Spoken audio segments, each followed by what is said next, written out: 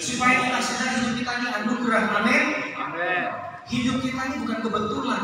Kalau saudara dan saya hari ini ada di tempat ini bukan kebetulan. Pak Gede, Pak Nergen, dan keluarga besar Pak Tunjul, bukan kebetulan juga saya hadir di pagi ini. Karena kemarin Pak Roy bilang, bro, besok acaranya bagaimana? Oh, besok saya mau santai paginya karena saya ada pelayanan sore. Saya bilang, wih jangan, isi kalau gitu paginya. Oh ya siap. Jadi bukan kebetulan. Bukan kebetulan, tapi semua ini memang ada di dalam rencana Tuhan. Amin. Amin. Pagi ini saya akan menyampaikan kebenaran firman Tuhan yang walaupun tidak panjang, tapi saya berharap ini cukup bisa memuaskan kita semua. Haleluya. Amin. Kenapa nggak panjang-panjang? Nanti panjang kita akan bahas sambil makan siang bersama, sambil berkebun, sambil main di pantai. Itu jauh lebih penting daripada yang di atas mimbar ini. Amin. Amin. Karena kehidupan nyata kita bersama Tuhan itulah ibadah kita yang sesungguhnya. Haleluya. Banyak orang begitu bangga bermain dengan ibadah-ibadahan. Seakan-akan kalau sudah datang ke tempat ibadah, walaupun cuma 1 jam saja, mereka sudah merasa seperti sudah berbuat bakti kepada Allah. Tapi ketahuilah saudara, ibadah yang sejati, ibadah yang murni, ibadah yang sesungguhnya, bukan pertemuan-pertemuan seperti yang biasa dilakukan orang di dalam gedung-gedung. Memang itu baik, tapi ibadah yang sesungguhnya yang saya katakan. Roma 12 ayat yang pertama. Kalau ada yang bawa Alkitab, buka Alkitab saudara semua. Roma 12 ayat yang pertama. Apa yang Alkitab katakan? Apa yang firman Tuhan katakan tentang ibadah yang sejati? Di sini kita akan bongkar bersama supaya kita memahami bahwa esensi daripada ibadah itu bukan datang ke gedung-gedung, bukan sekedar datang ke pertemuan-pertemuan, tapi ini yang sesungguhnya persembahan yang benar. Roma 12 ayat yang pertama. Karena itu, saudara-saudara, demi kemurahan Allah, aku menasihatkan kamu supaya kamu mempersembahkan tubuhmu sebagai persembahan yang hidup, yang kudus, dan yang berkenan kepada Allah. Itu adalah ibadahmu yang sejati. Amin. Amin. Ibadah yang sejati itu mempersembahkan tubuh saudara dan saya. Amin. Haleluya. Sebagai persembahan yang hidup kepada Tuhan. Jadi ibadah itu bukan sekedar pertemuan 1 jam saja, namun 24 jam hidupmu bersama Tuhan. Semua aktivitasmu, semua gerak-gerikmu, semua candamu, semua ceritamu, semua obrolanmu, semua pekerjaanmu, semua pelayananmu, itu semua untuk Tuhan. Amin. Dan itulah ibadah yang sejati. Yang murid-murid sekolah, di saat engkau sekolah, di saat engkau belajar, di saat engkau bermain, itulah ibadahmu yang sejati. Nah, yang menariknya Bapak-bapak, Ibu, saudara yang dikasihi Tuhan, ini yang menariknya. Saya mau kita sepakat dulu. Tuhan yang kita sembah yang namanya Tuhan Yesus Kristus, itu Tuhan yang dahsyat kan? Amin. Tuhan yang hebat, Tuhan yang maha pengasih, maha penyayang, maha pengampun, maha segala-galanya. Setuju? Pertanyaan yang kedua, bagaimana dengan pengikutnya? Bagaimana dengan pendeta-pendeta yang katanya melayani Tuhan? Bagaimana dengan orang-orang yang memiliki gelar hamba Tuhan? Saya mau tanya jujur nih, adakah hidup mereka sudah seperti Tuhan Yesus yang penuh kasih, yang penuh cinta, yang penuh maaf, yang pemurah, yang mengasihi semua orang tanpa melihat golongan agama, ras, suku dan budaya? Atau mereka masih memiliki pola pikir blok mental bahwa kelompokku lebih baik? Kalau itu masih ada di dalam otak para pemimpin, saya nggak tahu sebut nama apa, bertobat saudara. Karena orang yang melayani Kristus, orang yang melayani Tuhan Yesus, seharusnya hidupnya semakin hari semakin menyerupai Kristus. Amin. Amin. Wih, Bapak keras sekali ngomong hari ini. Ya, nggak keras. Keras itu batu, baja, besi keras. Ini firman Tuhan, makanan sehat bergizi. Amin. Amin saudara. Orang dewasa itu makanannya bukan susu dan bubur seperti bayi. Orang dewasa harus makan makanan yang bergizi, makanan yang memang sepatutnya untuk orang dewasa. Kalau di Denpasar itu terkenal ada tempat-tempat makan yang pedesnya punya level 1, 2, dan 3 dan sebagainya. Aduh, kalau saya orang makan dia bilang gini, bro level berapa? Level 1. Nih, level 9. Alamak, level 9 habis makan mencret. Makanya orang Kristen begitu kena firman Tuhan yang level 9 nggak kuat tapi kalau dia kuat dia bilang begini, ini yang saya butuhkan. Amin. Amin. Kenapa? Semakin keras, semakin pedas, semakin kuat, saudara akan menjadi kuat menghadapi tantangan kehidupan. Amin. Jangan biasa jadi Kristen cengeng yang hanya mau diberikan pengajaran-pengajaran enak di telinga yang menabobokkan, yang akhirnya menyesatkan saudara. Karena hidup ini sesungguhnya tidak seindah drama Korea. Yang senyum-senyum suka nonton drama Korea kan? Tapi kalau nggak ngerti drama Korea, saya mau bilang hidup ini tidak seindah drama Gong. Pak Gede, saya mau balik drama Gong. Hidup yang asli itu secara drama Gong, Pak. Ya Pak Dadan, hidup yang asli jauh lebih berat dari panggung sandiwara. Amin. Makanya kita harus terbiasa memakan makanan yang keras supaya kuat menghadapi realita kehidupan yang pahit seperti kopi, tapi memberikan kekuatan. Itu dia saudara. Ya, jadi pagi hari ini saya mau mengajarkan pada kita semua apa ibadah yang sejati. Ibadah yang sejati bukan sekedar kumpul-kumpul, nyanyi, doa, dengar khotbah, selesai. Itu namanya meeting together atau pertemuan-pertemuan di mana ada pengajaran yang membimbing kehidupan kita. Sehingga kita tahu pada waktu kita menjalani kehidupan yang berat ini, kita diingatkan oleh firman Tuhan. Itu benar. Itu penting. Makanya harus ada pengajaran yang benar supaya jemaat jiwa-jiwa itu tidak tersesat. Tapi ibadah yang sesungguhnya bukan soal datang 1 jam saja, tapi segenap hidup kita di hadapan Tuhan. Amin. Amin. Jangan sampai kita percaya Tuhan itu baik, Tuhan itu maha pengasih, Dia maha memaafkan, tapi kita sulit untuk memaafkan. Nah, ini penyakit manusia. Bahkan di antara para pendeta pun banyak seperti itu, sulit untuk memaafkan.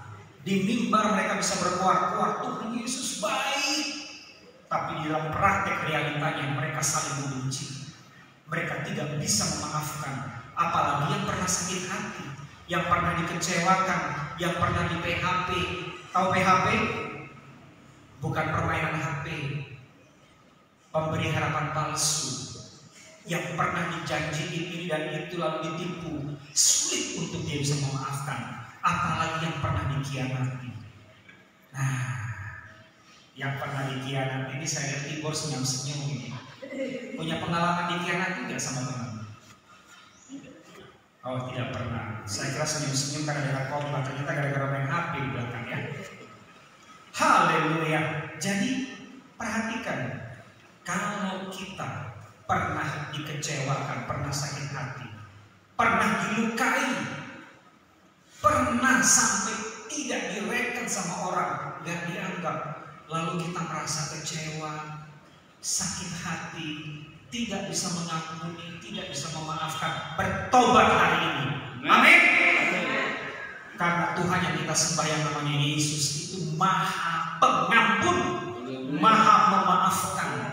Perhatikan pada waktu Tuhan Yesus mau disalib, sebelum dia disalib, murid yang bersama-sama dengan dia selama 3,5 tahun. Bayangin Bapak Ibu, saya mau tes. Bagus, berapa muridnya Tuhan Yesus? Ya, 12. Dari 12 itu sampai sebelum Tuhan Yesus disalib, berapa yang berkhianat? 1. Siapa namanya? Yudas. Lalu bagaimana dengan Om Petrus? Menyangkal. Saudara lihat, Tuhan Yesus punya 12 murid. 2 jadi pengkhianat. Bahkan 1 setelah Tuhan Yesus bangkit pun dia nggak percaya. Siapa itu? Sudah 3. Bayangin, itu baru 12, 3 yang sudah mengalami downgrade kualitas iman. Padahal mereka makan minum bersama Tuhan Yesus di dalam kehidupan Tuhan Yesus selama 3,5 tahun melayani di muka bumi. Amin. Dia lihat Tuhan Yesus memberikan makan 5.000 orang. Itu laki-laki, belum perempuan, belum opa-oma, belum anak-anak. Bayangin, dia melihat bagaimana Tuhan Yesus merubah air jadi anggur. Dia melihat bagaimana Petrus berjalan di atas gelombang danau pada waktu topan danau menerjang. Toh bisa juga enggak mempercayai Tuhan. Makanya kalau saudara jadi Kristen, sudah punya KTP identitas Kristen, bukan jaminan saudara kuat menghadapi pencobaan dunia ini. Amin. Makanya saya mau kasih tahu, kekuatan kalian di dalam menghadapi cobaan, masalah, persoalan itu hanya akan teruji pada waktu saudara melekat bersama dengan Tuhan. Kalau saudara jauh dari Tuhan, wis bablas, habis. Karena yang bersama Tuhan 3,5 tahun aja bisa menyangkal, bisa berkhianat. Apalagi yang tidak kenal Tuhan. Korslet. Kalau sudah korslet, kesetrum. Habis kesetrum, stroke. Habis stroke, game over. Syukur semuanya masih sehat di sini, Pak De. Puji Tuhan, Bapak masih sudah sehat. Sembuh. Jadi serahkan hidupmu buat Tuhan Yesus, Pak De. Hidup ini singkat, nggak ada pilihan yang lain. Kita nggak sedang bermain agama-agamaan. No, saya mau kasih tahu, kalau saudara berkumpul di dalam suatu komunitas, misalnya di kananmu ada orang lagi bergerombol, di kirimu ada orang bergerombol, di depanmu ada orang bergerombol, di belakangmu ada orang bergerombol, saudara akan mudah mengenali mereka tuh kelompok-kelompok dari mana. Dari mana? Dari jubah, dari simbol-simbolnya. Benar nggak Pak? Begitu kalian melihat yang pakai topi putih-putih, oh ini kelompok. Begitu kalian lihat dia pakai kamen putih dan sebagainya, oh ini kelompok itu. Begitu saudara lihat dia pakai sarung, oh ini kelompok itu. Tuge. Tapi kalau kalian melihat murid Kristus, kalian yang akan pernah tahu. Kenapa? Karena tidak ada identitas ataupun simbol-simbol. Itulah Kristus. Amen. Identitas Kristus hanya satu, kasih. Amin. Katakan kanan kirimu, kasih. Kasih tuge. Kasih. Apa itu kasih? Kasih tuge. Kasih perhatian, kasih support atau dukungan, kasih doa-doa buat mereka. Amin. Tuhan, kasih dana untuk orang-orang yang membutuhkan, kasih hidupmu berbagi dengan mereka yang tidak memiliki apa-apa. Kasih apa lagi? Kasih pengajaranmu, pengetahuanmu. Itulah kasih yang Yesus ajarkan. Jadi identitas kita sebagai pengikut Kristus itu kasih. Amen. Amin. Nah, kalau ada orang Kristen yang tak punya kasih, maaf. Saudara harus belajar sungguh-sungguh dengan Tuhan. Amen. Bukan dengan saya, dengan Tuhan. Haleluya.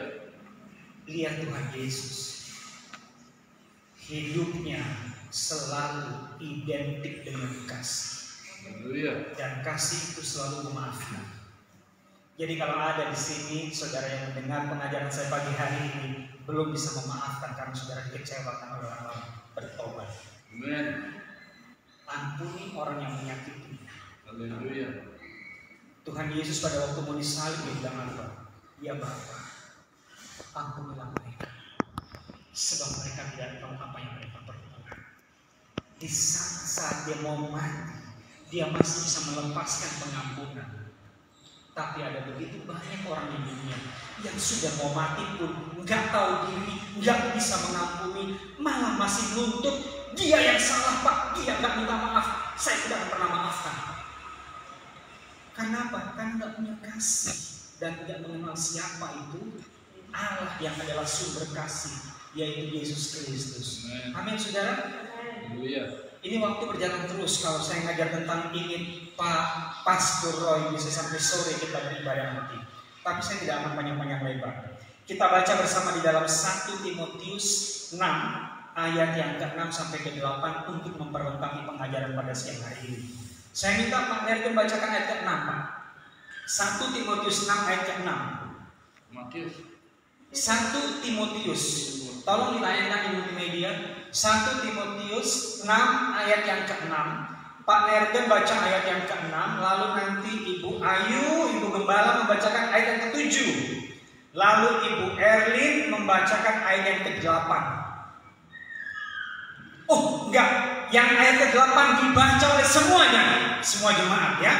Jadi ayat yang ke-6 Pak Nergen, ke-7 Ibu Ayu, ayat ke-8 semuanya baca sama-sama. 1 Timotius 6 ayat yang ke-6. Silakan Pak Nergen. Di depan sudah ada Pak? Belum ada. Oh, belum muncul. Oke.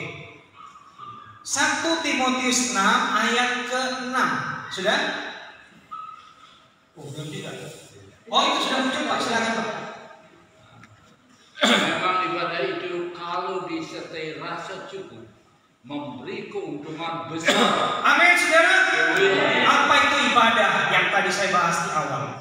Makanya kalau saudara ngerti esensi ibadah, disertai rasa cukup itu memberikan keuntungan yang besar. Jadi jangan datang ke tempat ibadah memperlakukan Tuhan seperti dukun pesugihan. Itulah kesalahan fatal dalam hidup orang Kristen, memperlakukan Tuhan seperti dukun pesugihan. Datang cari kekayaan, datang cari berkat, datang cari kesembuhan. Enggak salah, tapi bukan itu fokus hidup yang benar. Fokus hidup yang benar adalah mempersembahkan tubuh kita sebagai persembahan yang hidup. Soal Tuhan kasih nanti berkat kekayaan materi, kelimpahan dan sebagainya, itu bonus, bukan tujuan daripada hidup kita. Amin. Amin. Gak ada orang yang tidak suka diberikan kekayaan, gak ada. Tapi kalau tujuan hidup menjadi kekayaan, apalagi sampai menjual nama Tuhan, memakai nama Tuhan untuk kekayaan, bertobatlah sebelum binasa. Amin. Kalau ibadah itu disertai rasa cukup memberi keuntungan yang besar, apa itu keuntungannya? Kita akan bedah tuntas nanti di meja makan, Pak ya. Gak di sini, lama di sini nanti. Ayat ke-7, Ibu Gembala kita silakan. Ya, tuge. Kita tidak membawa sesuatu, sebab kita tidak membawa sesuatu apa ke dalam dunia dan kita pun tidak dapat membawa apa-apa keluar. Saya mau tanya, pernah lihat bayi lahir tiba-tiba sudah pakai baju dengan pampers? Gak ada. Jadi kalau bayi lahir aja tidak bawa apa-apa, alias telanjang, bukan porno ya, ini telanjang, memang asli. Kalau ada bayi yang lahir langsung pakai baju, itu bayi ajaib namanya. Ketelanjangan seorang yang lahir ke dunia itu menunjukkan bahwa waktu kita lahir ke dunia itu dalam keadaan miskin, tidak punya apa-apa. Dan kita tidak memiliki sesuatu apapun yang dibanggakan pada waktu kita lahir ke dunia ini. Begitu pula Alkitab catat, kalau kita mati meninggalkan dunia, kita juga tidak bawa apa-apa. Amin. Kalau selama hidup Tuhan percayakan aset, properti, kendaraan, itu adalah kepercayaan yang Tuhan berikan. Amin. Jangan disalahgunakan. Amin. Karena waktu kita lahir ke dunia itu kita miskin semua, jangan sombong. Makanya saya paling heran Pak, kalau melihat orang baru bisa punya motor sudah sombong, baru punya mobil sombong, baru punya rumah sombong, apalagi tak punya apa-apa masih sombong. Makin heran lagi saya Pak. Haleluya. Aduh, capek lihat orang lain menangis. Iya. Makanya kalau kita dipercayakan Tuhan harta yang dititip, itu hanya titipan sementara, jangan disombongkan. Amin. Bukan dipakai untuk gagah-gagahan. Saya punya A, saya punya B, saya punya C. Stop. Itu semua hanya sementara yang dipercayakan. Sebab kalau kita mati, kita pun tidak dapat membawa apa-apa lagi. Saudara pernah lihat orang mati dikubur di lubang yang cuma 1x2 bawa mobil Mercy-nya, ada? Ada. Kalau dia punya villa ada kolam renang, waktu dia dikubur dibawa nggak villa dengan kolam renangnya? Enggak. Yang ada waktu kuburannya hujan banjir kayak kolam renang, iya. Jadi perhatikan itu saudara mati, nggak akan bawa apa-apa. Amin. Amen. Jangan sombong sama Tuhan. Haleluya. Semua sekarang baca ayat ke-8. 1, 2, 3. Asal ada makanan dan cukup. Amin. Ulangi lagi sekali. 2, 3. Asal ada makanan dan pakaian, cukuplah. Saya tambahkan ya, ini versi saya. Versi saya. Asal ada makanan dan minuman. Tidak salah dong. Nggak salah kan, karena makan-makan nggak ada minuman kan keselak, benar nggak? Amin. Ini tambahan aja. Tapi asal ada makanan, minuman dan pakaian, cukuplah. Amin. Kalau saudara memiliki prinsip pengertian yang benar akan Tuhan soal ini, saudara nggak akan pernah menjadi orang Kristen yang manja pada Tuhan. Amin. Ya. Dan saudara nggak akan pernah menjadi orang Kristen yang kecewa dengan hidup ini. Amin. Karena apa? Sesungguhnya hidup ini asal ada makanan, minuman, pakaian cukup kok. Ya. Selebihnya itu adalah bonus. Amin. Makanya ibadah yang bisa terasa cukup memberikan keuntungan yang besar. Amin. Amin. Tuhan Yesus memberkati. Amin. Iya. Jadi mari kita memiliki konsep yang benar dalam beribadah. Jangan hanya seperti gaya manusia lama kita. Makanya kalau orang yang mencintai Tuhan, seharusnya pola pikir gaya hidupnya semakin menyerupai Kristus, bukan menyerupai dunia. Kitab Roma juga berkata apa? Berubahlah oleh pembaharuan Budimu. budimu. Jangan serupa dengan dunia. Makanya kita sebagai orang Kristen, sebagai pengikut Kristus, kita tidak sedang main agama-agamaan. Kita sedang bermain hidup di dalam kebenaran. Amin. Amin. Ini yang Tuhan Yesus ajarkan. Amin. Hidup di dalam kebenaran dan hidup saudara menjadi berkat bagi banyak orang, itu yang paling penting. Amin. Selebihnya terserah Tuhan mau kasih apa. Karena kalau saudara punya prinsip seperti ini, saudara nggak akan terikat dengan semua yang ada di dunia. Yes. Amin, saudara. Amin. Haleluya. Luar biasa. Doa saya buat keluarga besar Batu Penjuru dan Kapernaum. Kapernaum dan seluruh yang menyaksikan ibadah live streaming pada pagi hari ini. Mari kita belajar bersama-sama. Kita belajar terus memperbaiki diri kita, Amin. agar semakin hari sifat-sifat Kristus itu semakin terlihat di dalam hidup kita, dan hidup kita menjadi berkat bagi banyak orang. Dimanapun kita berada, kapanpun kita tetap melayani Tuhan. Amin. Amin. Saya akan kita berdiri, kita akan berdoa. Bapa di dalam surga, kami mengucap syukur. Biarlah kebenaran firman-Mu yang sudah Hamba kabulkan ini, Bapa, boleh melekat di dalam setiap hidup kami, dan kami menghidupinya, karena kami tidak mau hanya cukup sebagai pendengar-pendengar, tapi kami mau menjadi pelaku kebenaran firman-Mu. Roh Kudus, mampukan kami, berikan kami kekuatan itu ya Bapa, untuk kami berjalan di dalam menghadapi hari-hari yang berat ini, hari-hari yang penuh dengan kesulitan. Karena firman-Mu berkata, Aku akan menyertai kamu sampai kesudahan zaman. Terima kasih Bapa, kami mengucap syukur di dalam nama Tuhan Yesus. Haleluya. Amin.